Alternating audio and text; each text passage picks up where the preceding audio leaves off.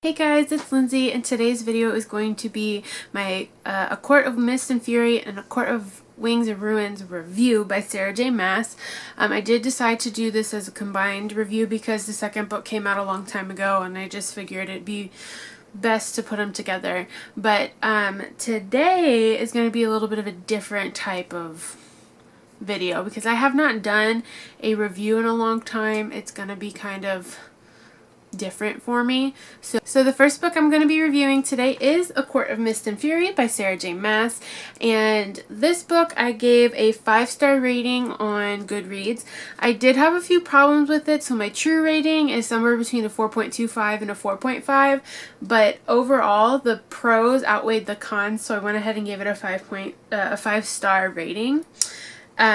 First off, I have to say that it took me a little bit to get into this book because it had been so long since I read the first book. I had to remind myself what happened.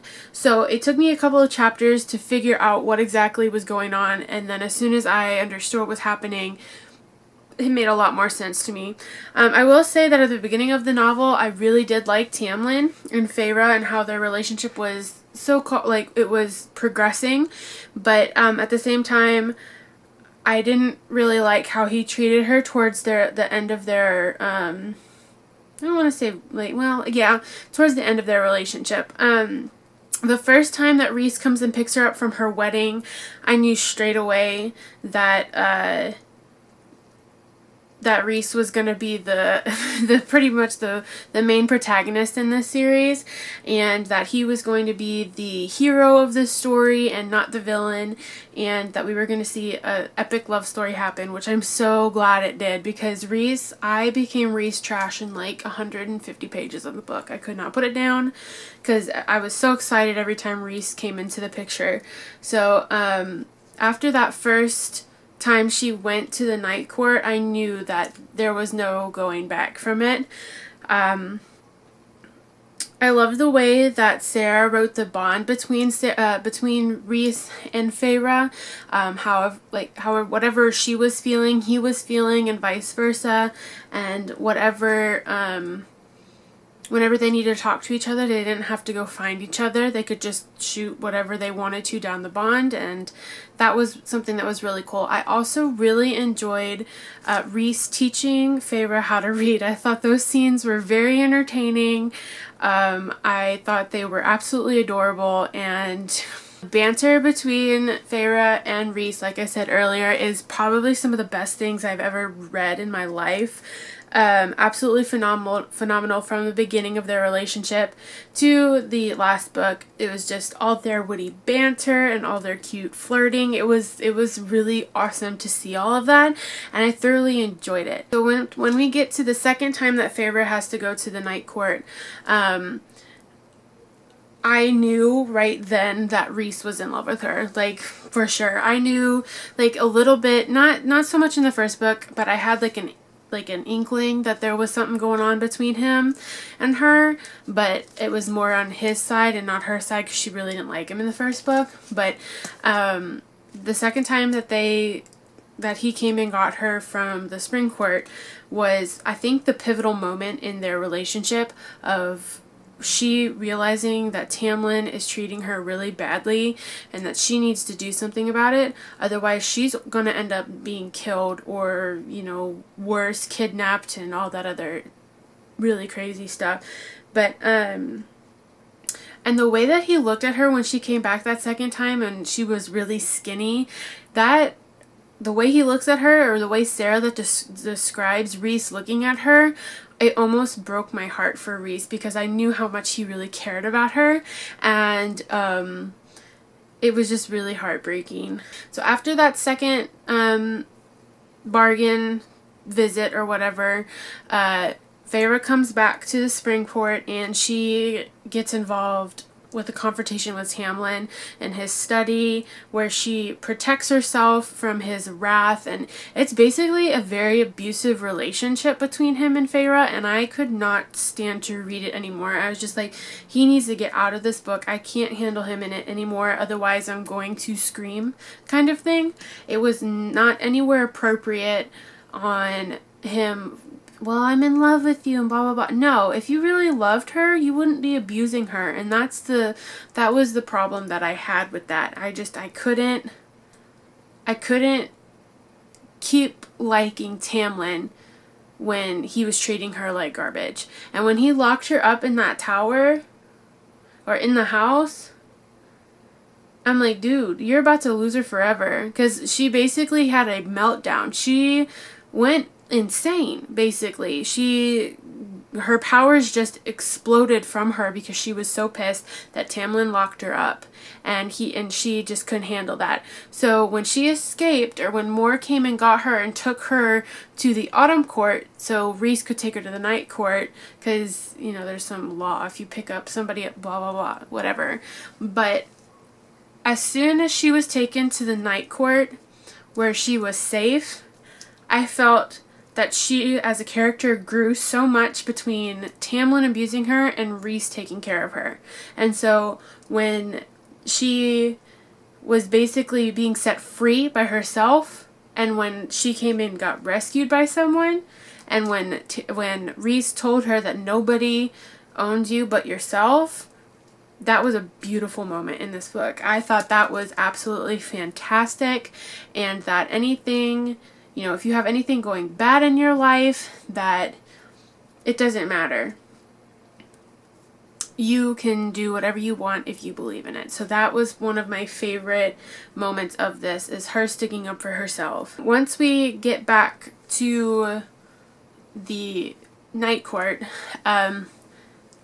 he tells her that he has to make a trip, and she begs him to take her with him. And at that point is when I knew that she was going to be a trusted member of his circle, or a trusted member of his court, and that whatever he was involved with, she was going to be involved with. So that leads to Velaris.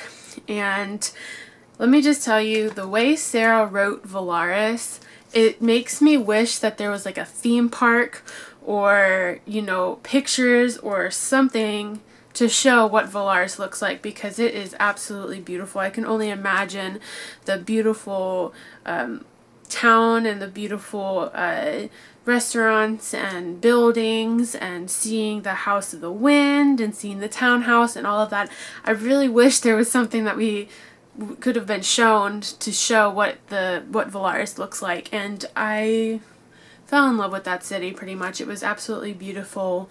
And at this point we actually truly see who Rhys is. Such a carefree individual. He's not mean like everyone shows him up to be, or tells you that he is. He's such a carefree person. There's laughing, there's children playing and having so much fun that, you know, her perception of what she's been told is completely contradicting of what she is seeing.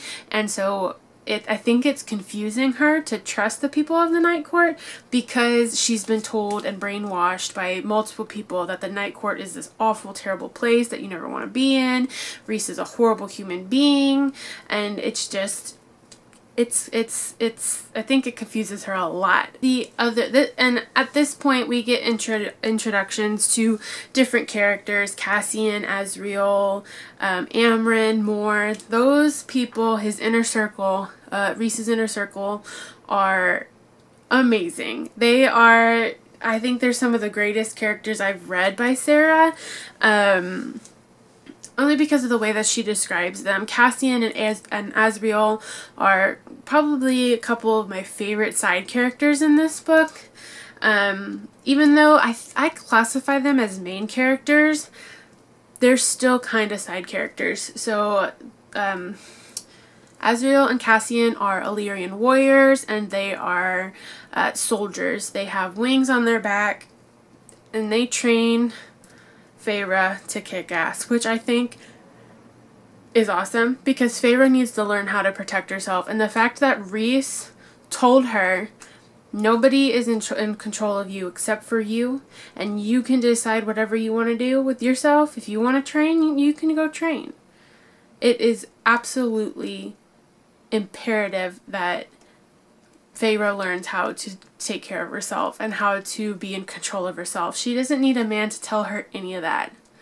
The problem I did have, and this was the other one that gave me, you know, let me have the 4.5 stars of this book, is that she had to wait until a man told her that she could do it herself. Yeah, that was the only part I wished so many times that Feyre would come to it on her own, but it was shown in this book that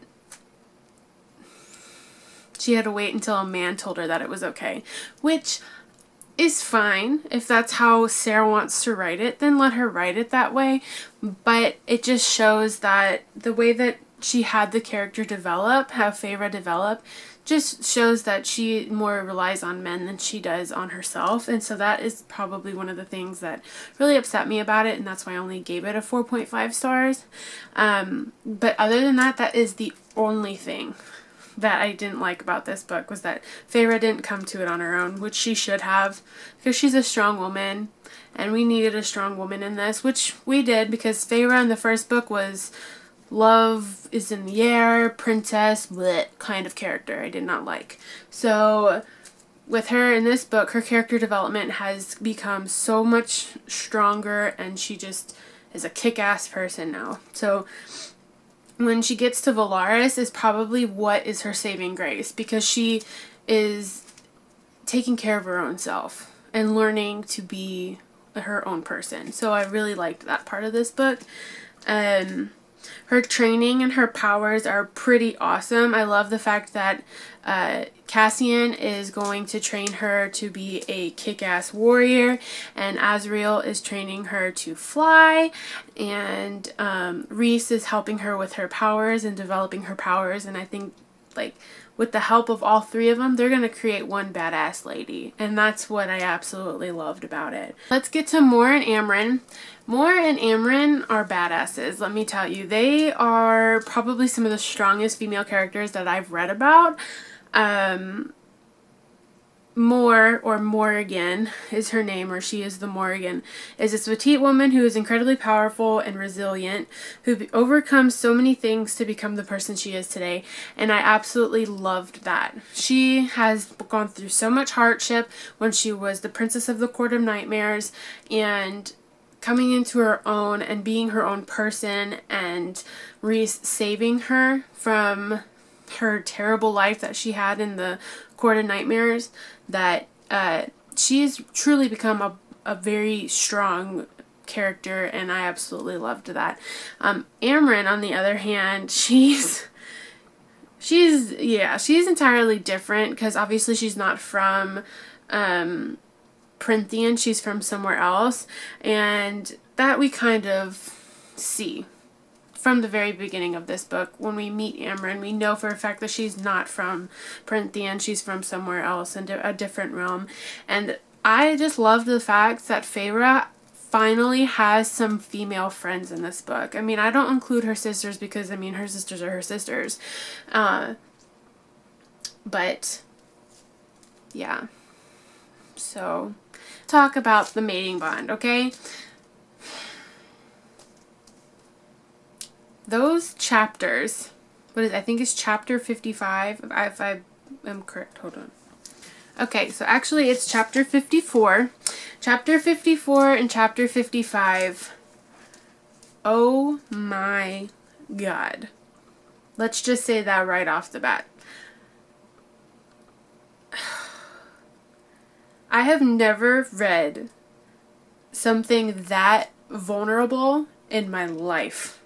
He basically laid out everything that happened over the last 500 years. And how he knew that Feyre was his mate, and how he knew all of this other stuff. That chapter and that vulnerability that I saw in Rhys's eyes when I read this book was absolutely phenomenal. It was probably some of the best writing that I've ever seen Sarah do. I cried. When I was reading this chapter, I cried. Because of how emotional Rhys was getting was making me very emotional. So the fact that the toughest and the most powerful High Lord that has ever existed in Prythian is crying while he is telling Feyre all of this, absolutely amazing. Absolutely amazing. And that last line that she says in this chapter, after he's told her everything, and she believes him, she just says, "Then eat." That's it. Just 2 words. Absolutely amazing. I loved every single bit of that. I think her response was absolutely 100% spot on, and I think that's just how they are, how their banter is, and how and how they truly are meant for one another. It was absolutely phenomenal, and I had to wait a little bit to continue on reading. After chapter 54 and 55, I had to wait a little bit after that because I was just like in my emotions too much, and it was crazy. So after the whole mating bond thing was completed, they go back to the Night Court, back to Valaris, and things are okay for a few, and then they find out that the cauldron has been activated, and the cauldron, or Calderon, or however you say it, is kind of this thing from very beginning of Prynthian. It created Prynthian, and it is very powerful bowl of bubbling water. It's the easiest way I can describe it, I think. Yeah. And so it you're like, what is that? Anyway, the Night Court, so the Court of Dreams is what they're called, and that's that's Cassian and Asriel, Amren and Mor, and then Feyre and Rhys, and they decide they're going to go to Hybern and try to nullify the cauldron so it's not powerful anymore. They want to kind of destroy it, but you can't really destroy it, or you're going to destroy all of Prynthian. So whenever they go to Hybern, it's basically one huge trap. And Rhys and Feyre know this, but you don't find that out until towards the end of the book. So when you get to Hybern, they're all waiting for him. And the one thing you don't expect happens. And that is the deal between Tamlin and Hybern. And you're just like, what just happened? And you're sitting there like, oh my god, Tamlin made a deal with Hybern to get Feyre back. Feyre doesn't want to go back. She told you that. She wrote you a letter. Boy, you don't have her no more. She don't want you. And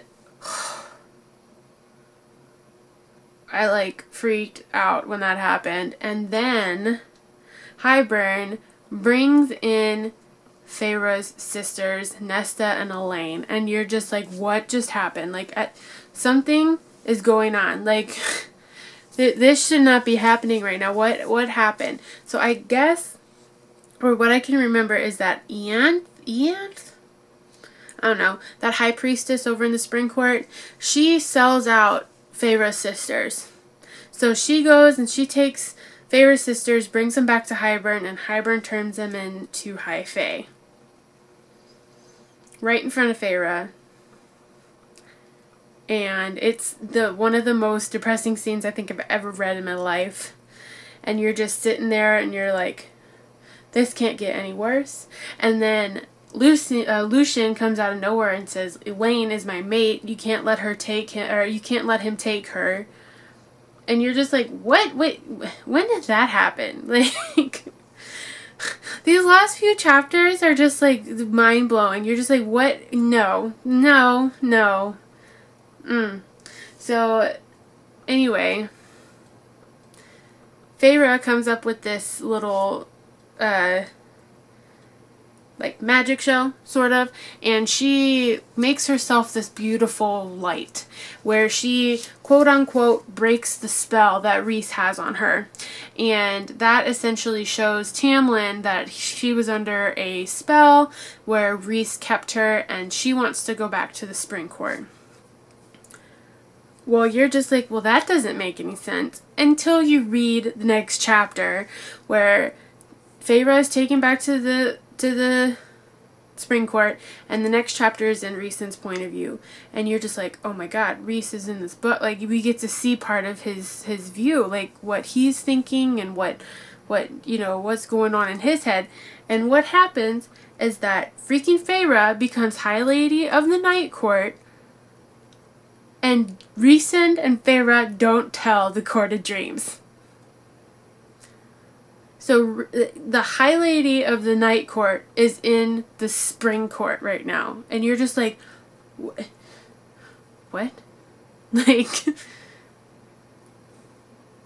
I had to read the last, 2 chapters, 4 or 5 times to actually comprehend what just happened.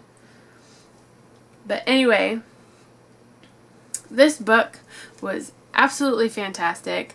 I loved it every second. I loved that at the end of the book, Feyre sacrificed herself to get her family to safety. Nesta and Elaine were taken back to the Night Court, and right now Asriel and Cassian are severely injured because of the battle that happened with Hybern in Hybern. They are both severely injured. Cassian's wings have been completely destroyed, and they have to get healed by one of the healers. So that's how they leave the second book.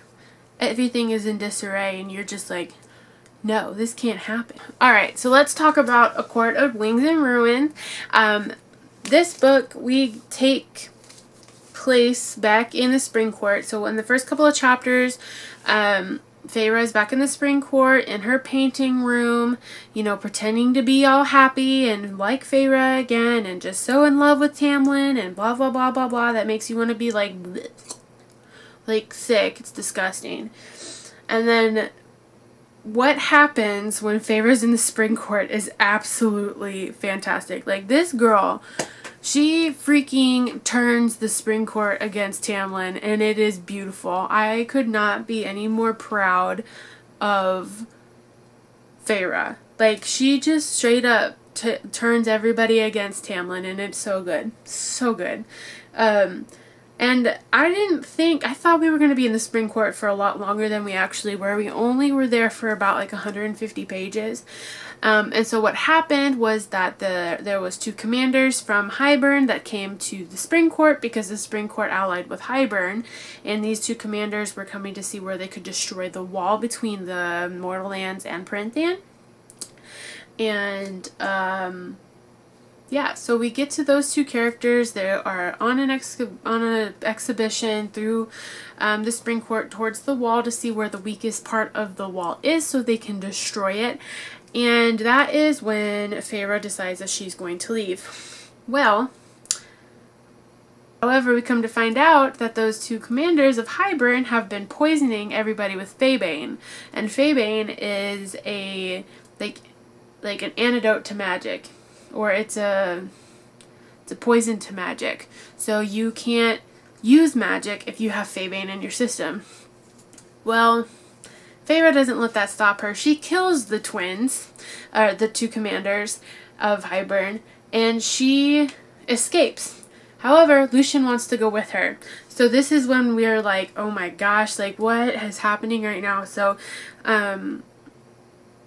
Lucien and Feyre, they escape to the Summer Court, where Lucien is actually from, and we run into his brothers, and you're just like, oh no, this can't possibly be good, which it's not, because then all hell breaks loose, and Feyre and Lucien don't have any power, so they can't protect themselves, so they are running and running and running, and that last little bit of magic that Feyre has, she uses it to protect herself and Lucien from his brothers, and so they escape, or they try to, and they're running, and they get to the Winter Court. So when they're at the Winter Court, it's obviously really cold. They don't have any clothing that's going to protect them from the elements, and it just gets really crazy from there. They spend the night in a cave, huddled up together, because obviously it's really cold. Body heat is the only thing that'll help them. And yeah, so when day breaks, after they spent the night in the cave, they start to cross the length of a lake to get past the Winter Court, and his brothers are still after them. So his brothers catch up to him and everything, and then Cassian and Asriel show up, and basically kick ass. But since Feyre's the High Lady of the Night Court, she says to stop, don't kill them. And she declares herself High Lady of the Night Court. Those brothers, they gawk at her. They think she's joking. And she's like, no, I'm not joking. I am High Lady of the Night Court. And everything from there is just beautiful. So Cassian and Azriel take Lucien and Feyre back to Valaris, and they take her back to the townhouse, and she's been gone for about 6 weeks. I want to say 6 weeks to like 2 months or something like that. And so Mor and Amren are there, and so they reunite, and then all she wants to know is, where's Rhys? That's the whole conversation that she had with Cassian on they were flying back to Valaris, and was like, where's Rhys? I want Rhys. So Lucien asks Feyre at the townhouse, he says, you really are High Lady of the Night Court. And Rhys from behind her says, yes, she really is. And so at that point, you think there's going to be like a heartwarming, you know, she runs up to him and just encircles her arms around his neck. No, she drops to her knees and cries. And at that point, I'm like, oh my god, I need a box of tissues. This is the most intense thing I've ever read, or intense reunion that I've ever read in my life. It was just so beautiful. And he gets on his knees with her, and he just holds her. And it made me, like, cry. It was so good. And basically, they get up, and he sends out this little message of, you need to leave, and you need to leave now. So then everyone goes and flies up to the, the House of Wind, and they proceed to reacquaint themselves, if you catch my drift. And that's another thing. Holy crap. There is some sexy times in these books. Like, this is not young adult. This is 100% new adult fantasy. There is no young adult. If you are over the age of 18 this is what you should be reading. Like, nobody below 18, because oh my god, those scenes are explicit. Anyway, they reacquaint themselves, and then they fly back up to the House of the Wind to get reacquainted with everybody up there, and all she wants to do is see her sisters. Well, her sisters don't want to have anything to do with her. Nesta is pissed off at Feyre. Nesta is really upset because Elaine has shut herself down because she was supposed to get married to a human, and she is a fairy, so she no longer is allowed to marry the human. And yeah, probably about 300 to 350 pages in the book, and Hybern decides that he wants to attack the summer court. And Varian, who is one of the princes over in the summer court, he warns Amren, and that is how the night court finds out that there is a attack against the summer court. So the night court flies down there, and they help the summer court beat Hybern and beat all of his soldiers that have invaded the summer court.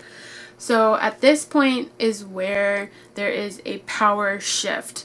All of the High Lords of all the other courts, they come together in a meeting, and they talk, and they decide that they need to do something in order to keep Prythian the way it is and not let Hybern take control of it. And so they come to an agreement, and, you know, blah, blah, blah, and nothing really happens. And then page 500 shows up, where they're in the middle of the war, and you're just, Sarah, I don't even know why, like, you're forcing it, hun. Like, she throws in a random LGBTQ character. Like, yeah, so Mor is the LGBTQ lesbian character in this book, and you're just like, what? Why? Like, it doesn't make any sense. You set up the whole second book for Azriel and Mor to get together. That you make her a lesbian doesn't make sense. Like, that is the most random character that I would think of to make any sort of LGBTQ character. It just doesn't make sense. I mean, and the way she went about it was like, you know, it shows that it's okay if a man is, you know, bisexual or gay or anything like that, but when a lady is, it's not appropriate. You have to keep it to yourself. You can't show the world how vulnerable you are because you are in love with women. No. Okay? If you're gonna make an LGBTQ character, you need to go about it the right way. And it was not done the right way. Yeah. Random LGBTQ plot in there. It's just random. So, after we find that out and the big battle happens between Hybern and the rest of the Prynthian warriors, we get another random team of people. Like, so there's two people in here, Miriam and Dracon, that are a group of people that were from the last war, and they escaped, and a lot of humans and a lot of half-breeds and a lot of that sort of just escaped from Prynthian because they didn't want anything to do with Hybern and Durian and all of that. So yeah, another random person just plopped into the book. And then freaking the Archeron sister's father, like, where does he show up in, like, why was he even thrown into it at the end of the book? Like, we haven't heard anything from him in the last, like, two books, and then all of a sudden he's, like, the warrior and the savior of the whole dang thing. Like, what? Doesn't make any sense. Anyway, the last part of this book, but that whole fight between, you know, Nesta and Elaine and Hybern, the king of Hybern, and all of that, you're just like, it's badass, okay? Like, Elaine stabbing him, or like throwing a knife and hitting him in the throat and his Nesta decapitating, that is badass, okay? What I don't understand is why Sarah can't push herself to kill off some of her characters. Because Cassian was severely injured. Like, both of his legs were broken, his wings were broken, his arms were broken, everything was broken, but he wasn't dead. I don't know if Sarah just has the inability to kill off her characters from her books, but I would have preferred to see, I would have wanted to let that emotion just hit me. Let somebody die, you know, from the book. You know, the main characters. Have somebody from the main group die. And then we would have been a lot more emotionally invested in this book. Probably wouldn't be as hated as it is. I don't hate it. Let me tell you. I absolutely loved this book, okay? And, you know, after the whole war and everything is happy and they went back to Valaris and, you know, everything is good again. And that's fine. The only problem I have is that not everything was resolved. And I know there's going to be a companion series, but out of, like, these first 3 books, we're not going to see anything that happens between Rhysand and Feyre anymore. Their story is done. So I know, like, the next couple of books are going to be, like, Cassian and Nesta, Elaine and whoever the heck she's going to fall for. Like, you know, but my problem is that you set up these certain things to happen. You're foreshadowing these things to happen, and then all of a sudden it's just not there. It's not going to happen. Like, what? Why? So, that's it. I really, really enjoyed this book. I just had a few errors and issues with it. I believe I gave this a 4-star rating. I haven't written a full review on my Goodreads page, but when I do, I will link it down below so you can go check that out. But I thoroughly enjoyed this series. Don't get me wrong, I absolutely loved it. It's just fun stuff to read about. But like I said, there are a lot of issues that I had with it, but overall the series was great. Overall, I would have rated the series over the whole 3 book. I would rate it a 4 out of 5. And that's pretty high for me because I don't really read a lot of high fantasy, but obviously, I mean, I have a freaking whole high fantasy shelf up here, but I don't read it that often, and when I do, I'm very picky. Alright, so with that being said, that is my little rant I want to say about the Court of Thorns and Roses series. I really enjoyed these books, don't get me wrong. I highly recommend them to anybody. Like I said before, I would just get through that first book to get to the second and third book. Because that first book, I mean, it's not terrible, but it's not the best thing that I've read. So if you guys thoroughly enjoyed this series, let's talk in the comments. I want to hear what you think about it. And I will see you guys soon with another video. And just let me know, some of the video recommendations that I can do in the future. If you liked this kind of video, let me know. And I will see you soon. Bye.